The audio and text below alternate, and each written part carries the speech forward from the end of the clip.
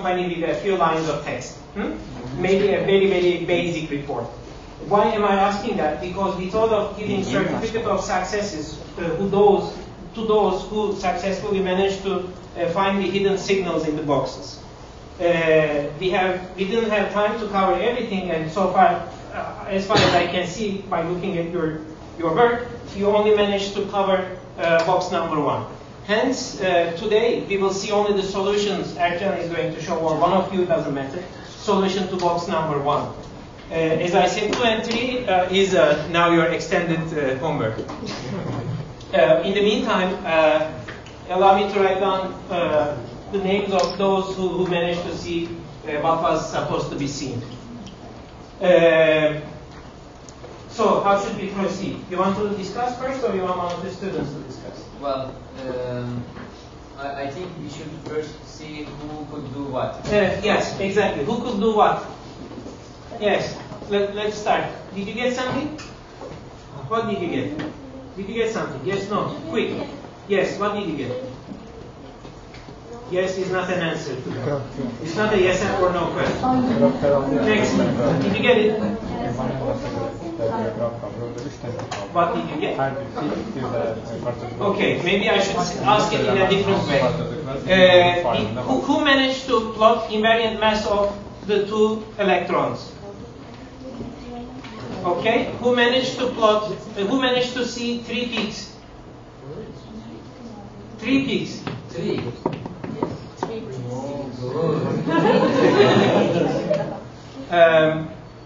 Please make me write your names later. Who managed to see 2 peaks? You guys are fantastic. Why 2? Maybe one of you should explain. What peaks did you see? At what mass? At what mass? Yes, you have managed to see 3 peaks. Yes. 1, 2, 3. Sorry? Yes. Maybe I start with the ones who have seen 3 peaks. Tell me, what did you see? What masses? Around 90. Around 90. Yes. Around 900. 950. Okay, and then? 1,400. 400. Around. And you guys? Yeah. You have seen these 2. Yeah. You missed this guy. Why? Don't know. You don't know? Like PT. Oh, you applied that on the PT? Yeah. I see. All right.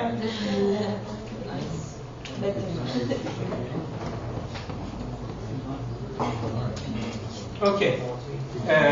So, who wants to discuss? Why? How? Who wants to discuss?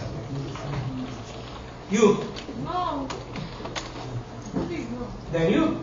Me? Toi. How? You want to show us how you have done, what you have done, what the final diagrams are?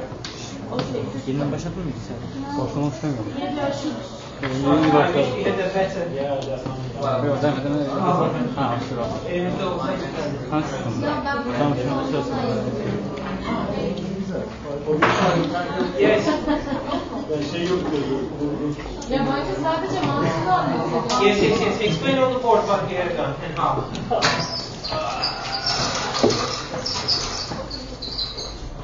Ya böyle hiç böyle. Hocam bu ışık diye şey yapıyoruz da böyle hiç böyle. Böyle hiç görünmüyor. Evet. Hocam kapatmak lazım. Beyaz bir sayfa açalım. Very. Explain.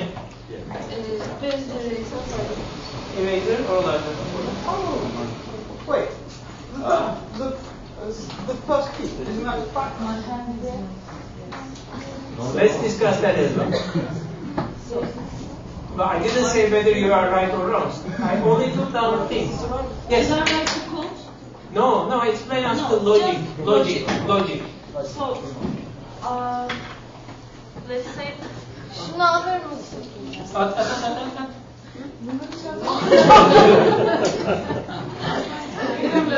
I'm very sorry. No problem.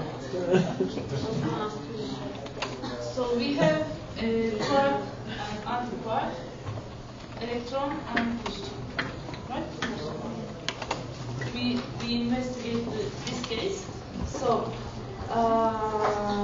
we calculate the invariantness of positron and electron. How do you know they are positron and electron? We choose that. Did you look at the chart? No. But because of the From the beginning, start from the beginning. Start from histograms. from the histogram. I don't know. Teach me. Explain. Okay. I need to learn. Okay, we didn't check the charges, but Check charges. I check charges. okay then. You should have talked to her. But because of the conservation of charge, it should be, right? You say. Yeah. No? Okay. Continue. Okay. So you are saying that your detector is perfect and it's always measuring a positron as a positron, an electron as an electron. No, Yes, sir. Listening. Come.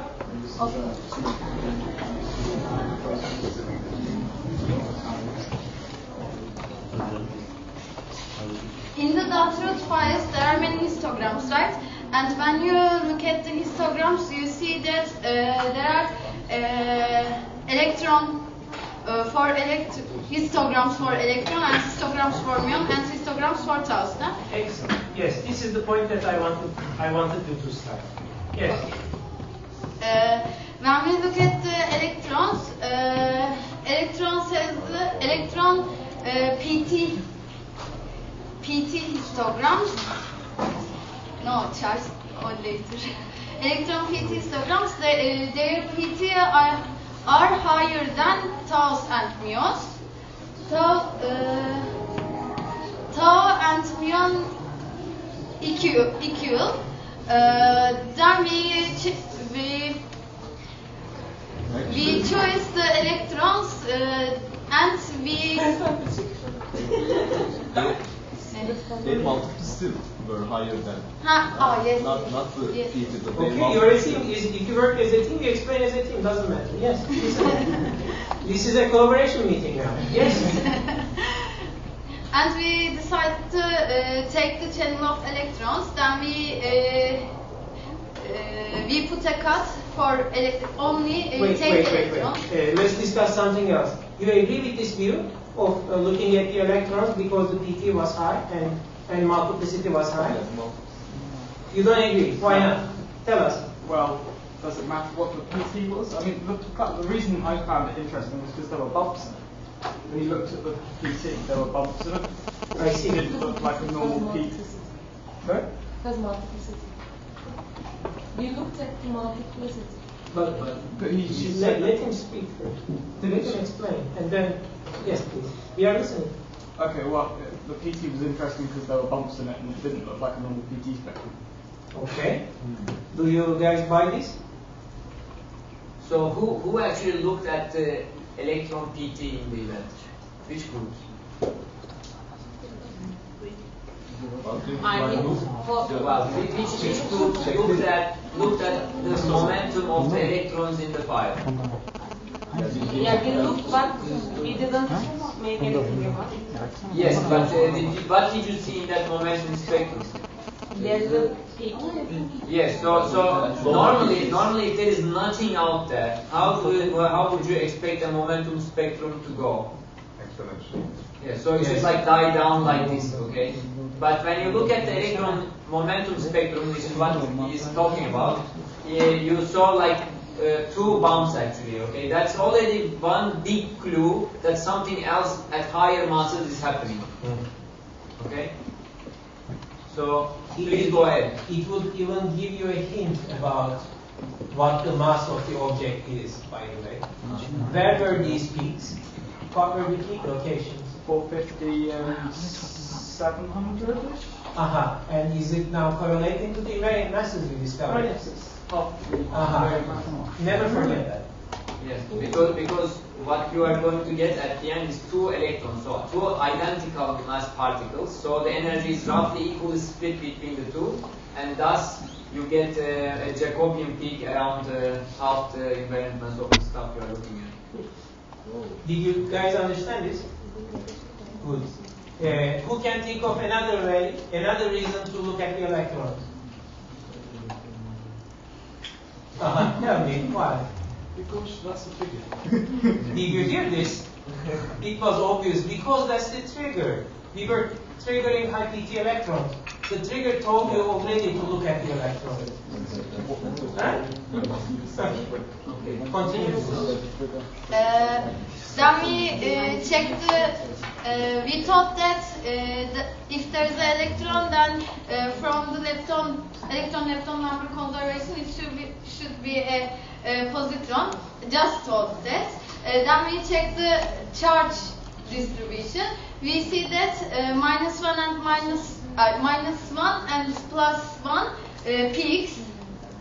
Yes. But then Erkcan said us a different view. It may be the -1, one event, one electron, or one event, one positron. How can I tell what you say? Okay, so I asked them, so they were checking the charge and they said there is one electron and one positron in each event, okay? Then I asked them, so can you prove that to me? How did you do this? And they showed me a histogram of all the charges of all the electrons in the file, okay? So then, of course, the question I asked, how do you know that in this histogram, half of the events have only positively charged electrons and half of the events have only negatively charged electrons? It's just that this is you get a symmetric number of events. So it doesn't. Seeing a histogram of all the charges in it doesn't tell you immediately that in each event you have a pair of electrons or positrons together. Okay. So, did you understand this? So seeing sometimes an overall number for all the events doesn't tell you anything about the individual events themselves. Okay. This is important. So, please, continue. Then I think I finished that. Fine, doesn't matter. Then we calculated the invariant mass of the propagator, possible propagator. We have something here, so let's show it this way. This is electron, positron, quarks. So we found the invariant mass of this particle. Yes. And we saw, let me show. Yes. It is something like this in normal scale, but if we draw it in the log scale, it seems like, let's see, sky and sky, yeah, something like this. This is something much bigger. Something like this. Yeah, this is something like that. So, this corresponds to a small number. What was that? 91 or 92. Yeah. What is mass of Z? Thank you. Okay, so maybe I should draw it here. And this is in somewhere around 900, right? And this is in somewhere, right? 1040. 40? Yeah. Maybe 50. Yeah, I forgot 10. So, okay. How did you read these numbers?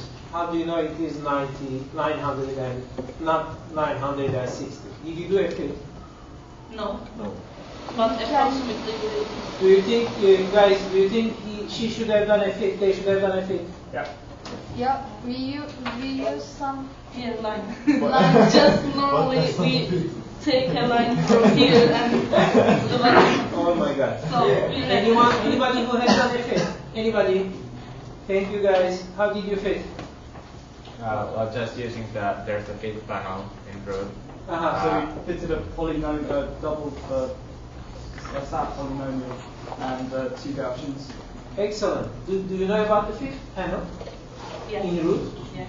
Yeah, next time remember to use it. Yeah. Okay. Okay. Very So, good. and then And then? we try to find spin of this. Wait a second. Before that, maybe we should discuss why you guys have seen only two peaks.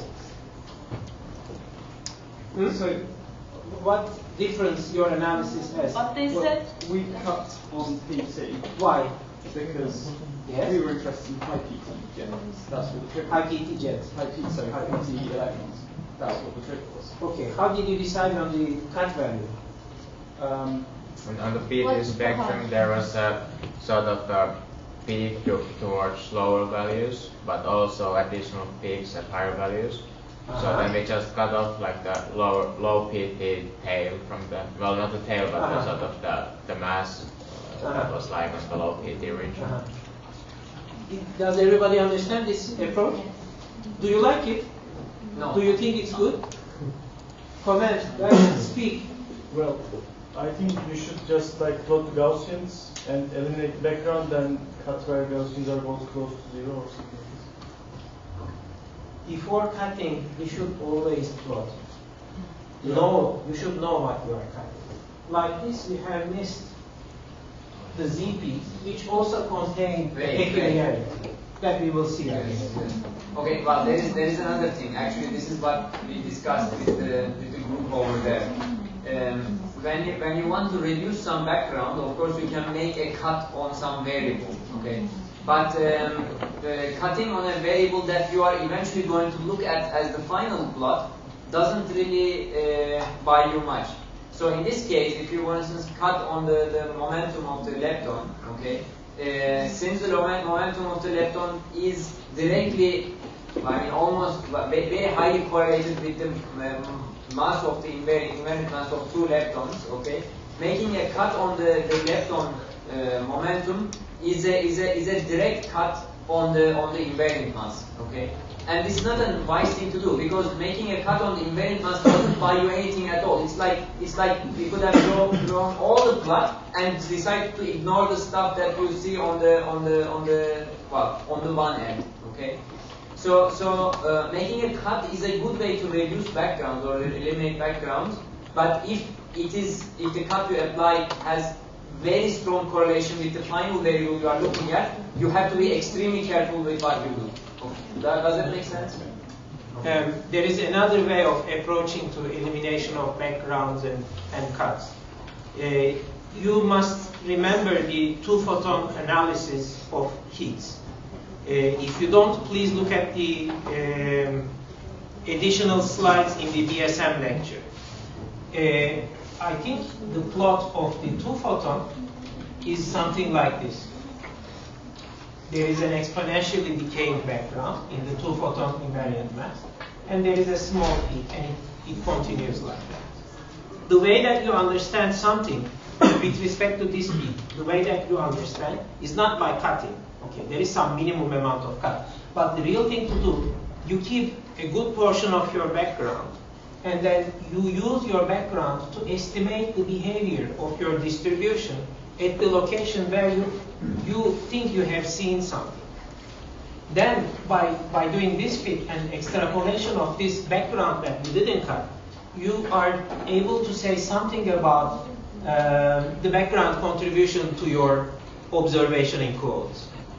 So, cutting blindly is not a good idea, but sometimes cutting is not a good idea at all. Okay, please continue that. Sorry. okay, then we looked for spin. Why? To identify it, because we just know mass now. Okay. You guys understand this Feynman diagram? It could be something in between a gauge particle, chargeless particle. Yes? Okay. So,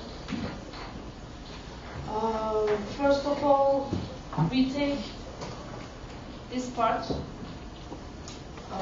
the mass between, what was the 1100 and 1200. okay. Yeah. Do you guys agree with this? Is this the right thing to do? Do you care?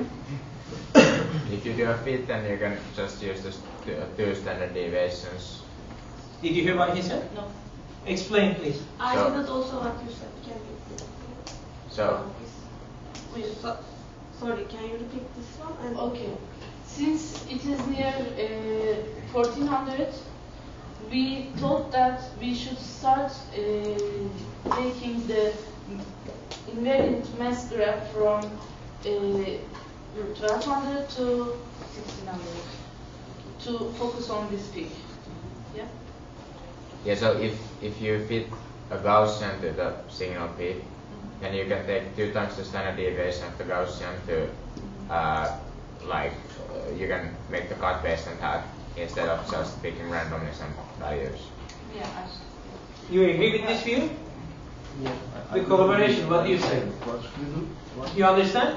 No, I don't. He says, don't take these values randomly from around the peak. Do a fit and decide on a number of sigma, 1 sigma, 2 sigma.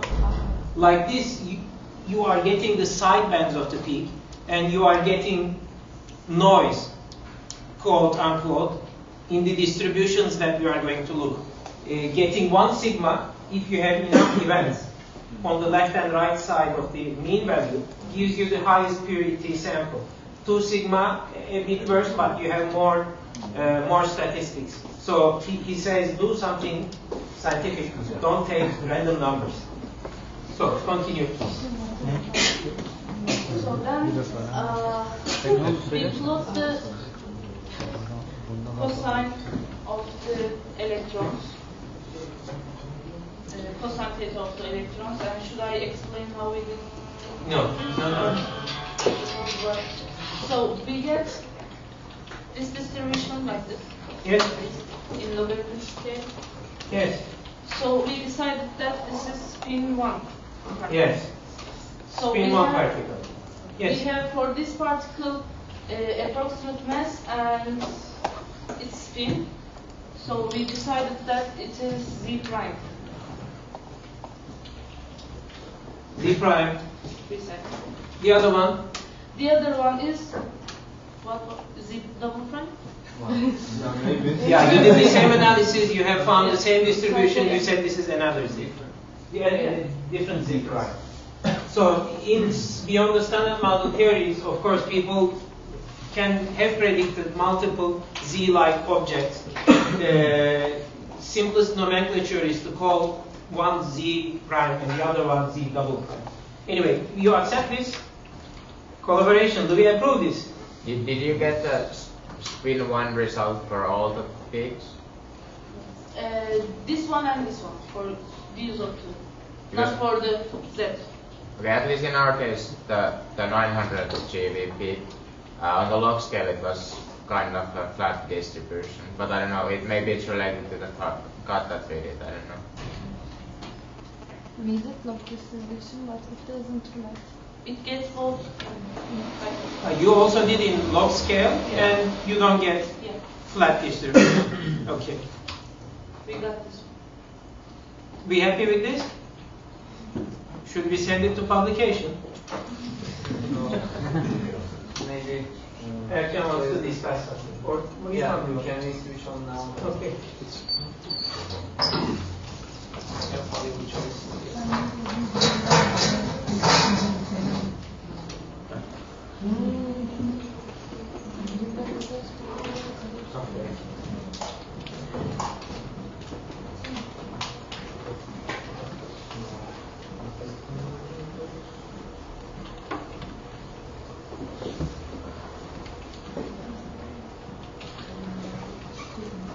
Okay, so well, as we were discussing, I tried to prepare, modify some of the slides that I had prepared already as an answer.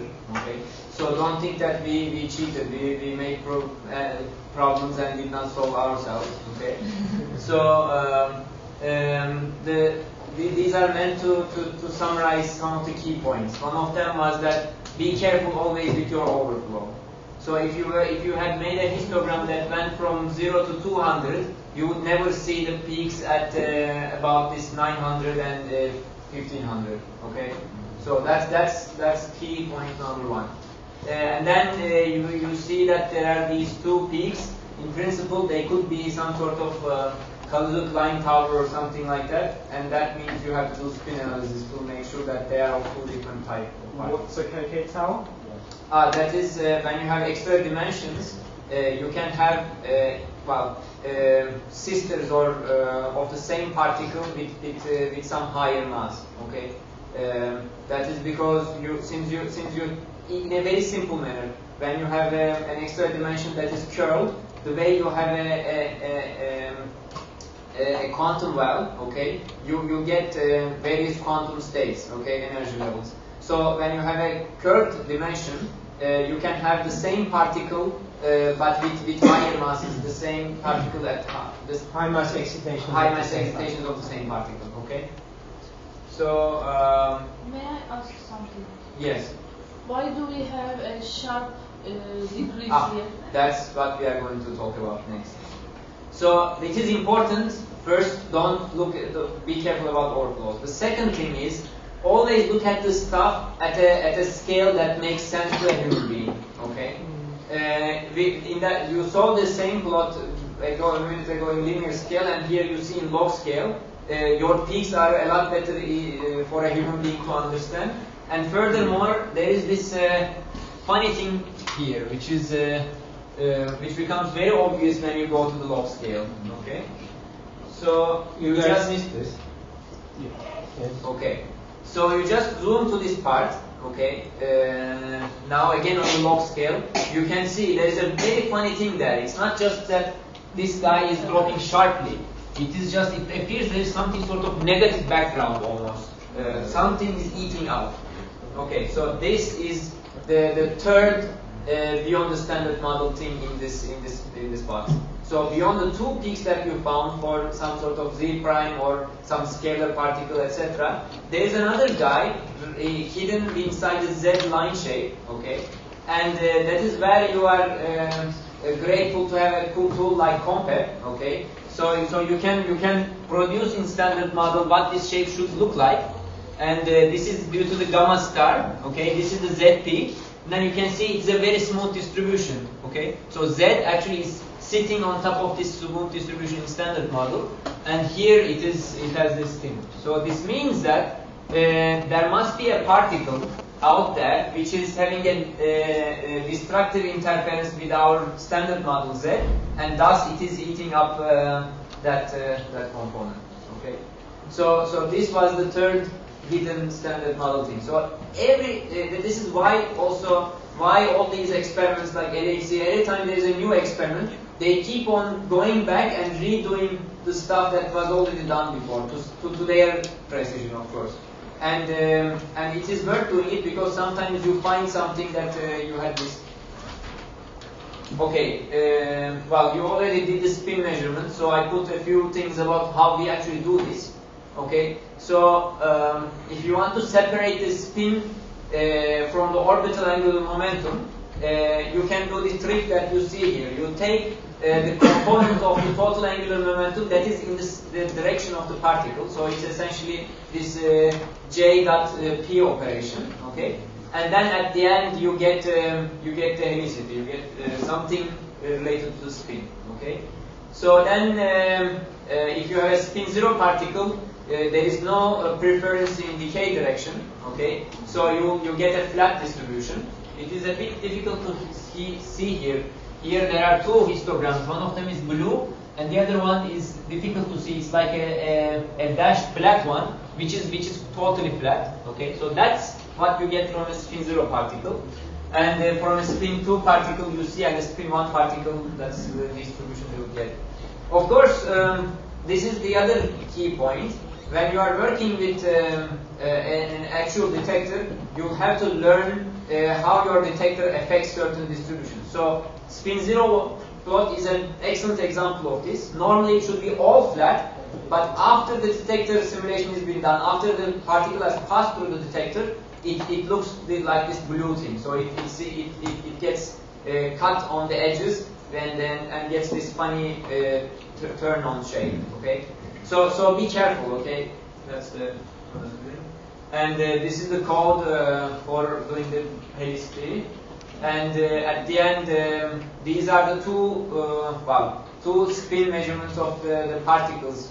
One of them for the first peak, the other one for the second peak. These two guys we found. And one of them is essentially a flat distribution. That's a spin zero particle. Something that's like Higgs or whatever. I don't know. We put something. I don't remember. A spin zero scalar particle at the top. Okay. And then at the bottom you see this this shape, which looks a lot like spin one. So it wasn't a Z prime and a Z double prime. No, they weren't. I think it's Z prime and Z double prime. So was the first one, the second, the last peak? I am not entirely. I think based on the number of events, I would say that the top one is the first one, but I don't remember for sure. It's been a long time since I did this exercise. But then maybe we should discuss what you have written here. I mean, okay. Yes. Let's talk about that boost, etc. Okay. Well, first of all, I made a cheat. You already discussed this.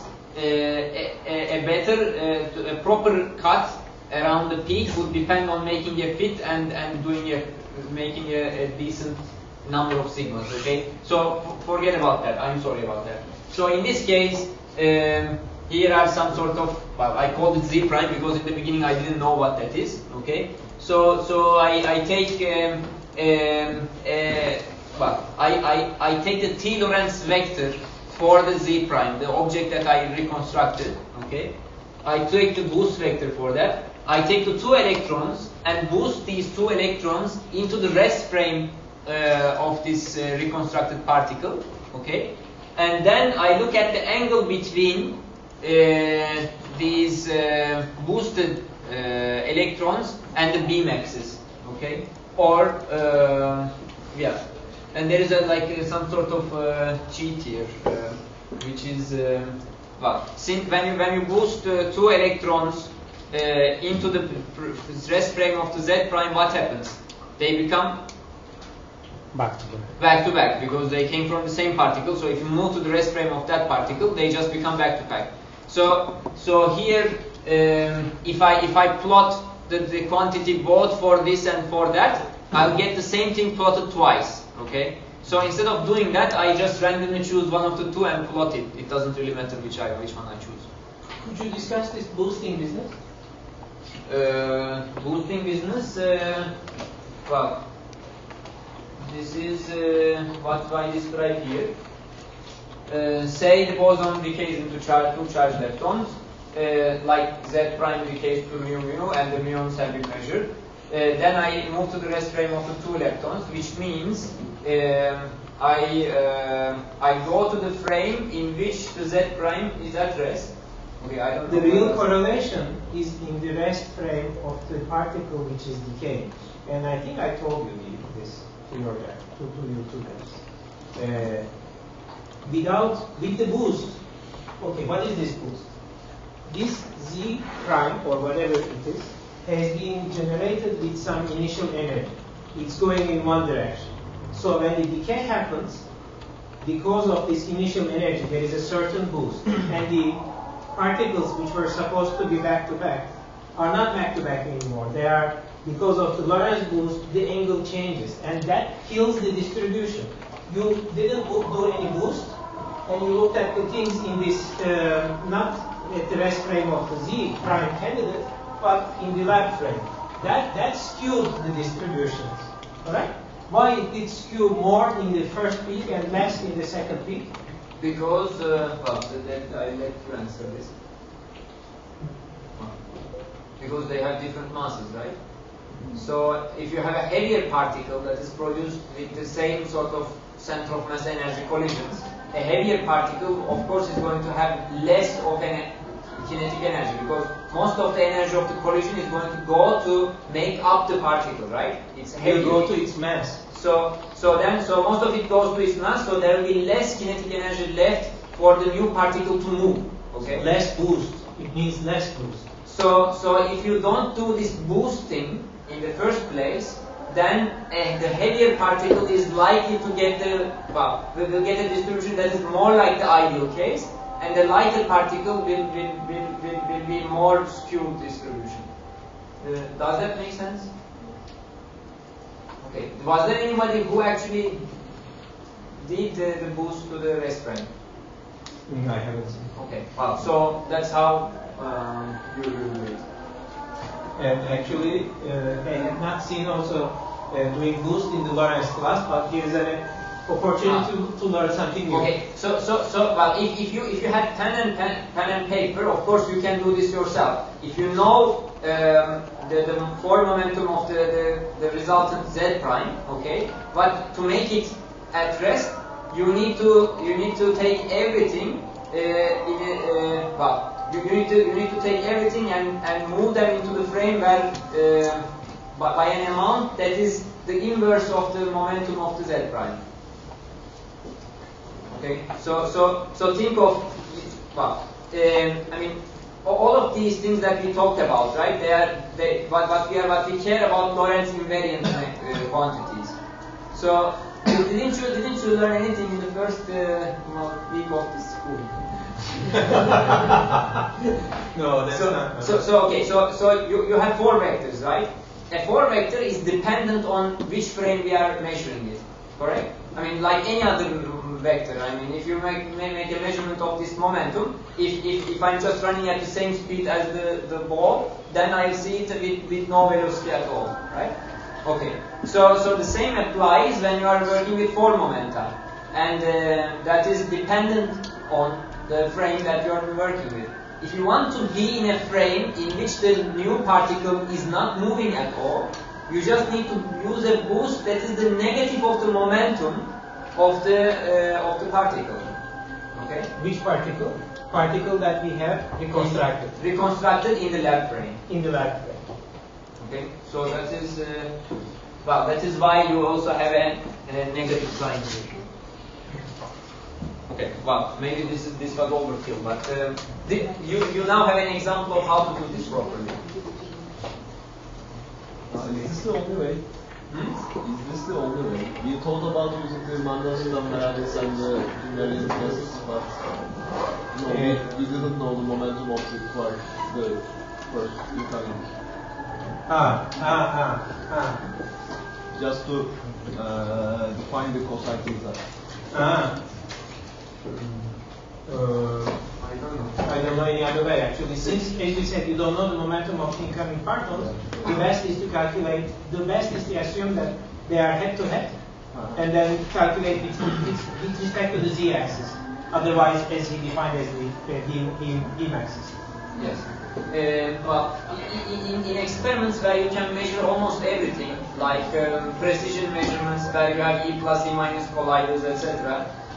You will also see a formalism in which instead of looking at the angle with the z-axis, with the beam axis, people can look at the angle between the electrons, let's say, in the rest frame of the z prime and the momentum of the z prime in the lab frame.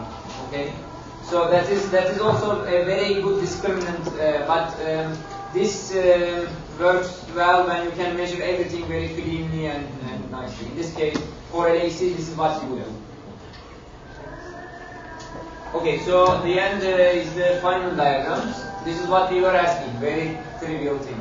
Okay, so there is these are the standard model guys, photon and Z as the mediator, and here are the new guys. This is the, well, I call it H because it's a scalar spin zero particle and some sort of, well, some object with higher spins. Okay.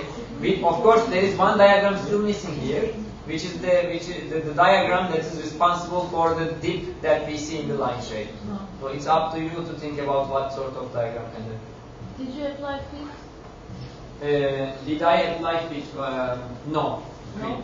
But I already showed you in the boost part when I'm making a cut and looking at only a certain part of the spectrum to make the spin measurement. Okay. I just chose values between whatever, some very below 950 to 1000. But we already discussed that the proper way to do this is doing it So how can we fit to 3 Gaussian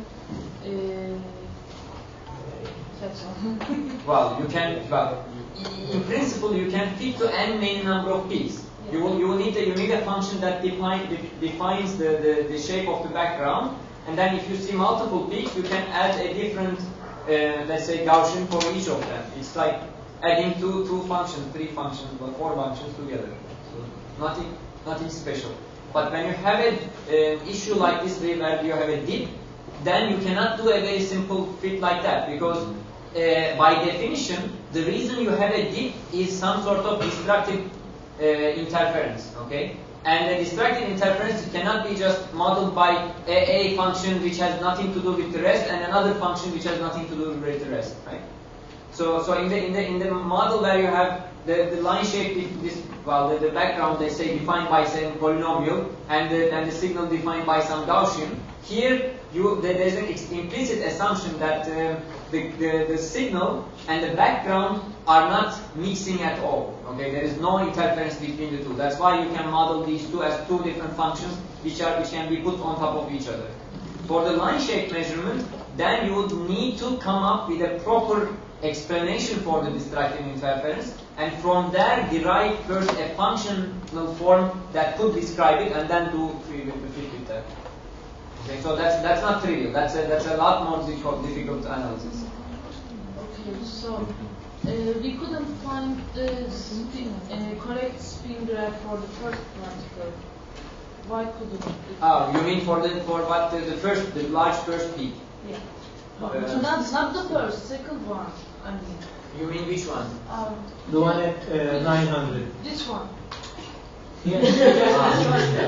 Yeah. We just discussed that because you weren't boosting to the rest frame of the particle that you reconstructed. And okay. In the second one, it was not that important because of the mass. High mass meant small boost. Well, since you asked this question, let me add one final little bit of information. Here, the size of this peak is very large, okay? Compared to what? Compared to the background that lies underneath, okay? So, well, let me go here. It's a lot easier to understand. Here, the background, if you think it's like running like this, and there's a very clear peak on top of it, okay? The size of the signal, if I just make a cut like this, the amount of signal in this box compared to the amount of background is very, very high.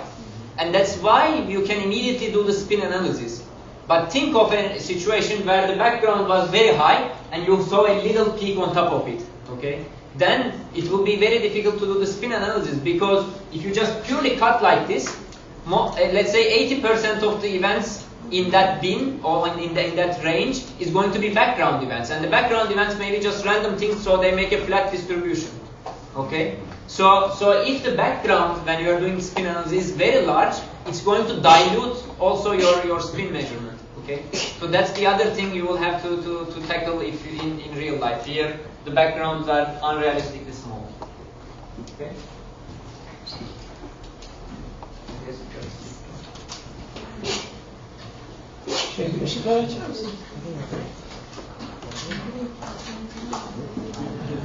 Guys, I propose something.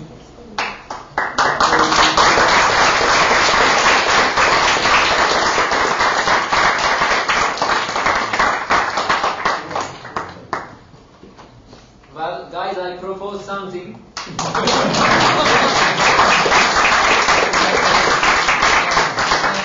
Now we have to move to the closing session, okay?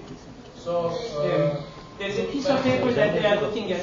Just give us two minutes. Hadi quickly. Coming, just a second. Hall, where we have the lecture. Sen bir gördüğünü ben gördüm.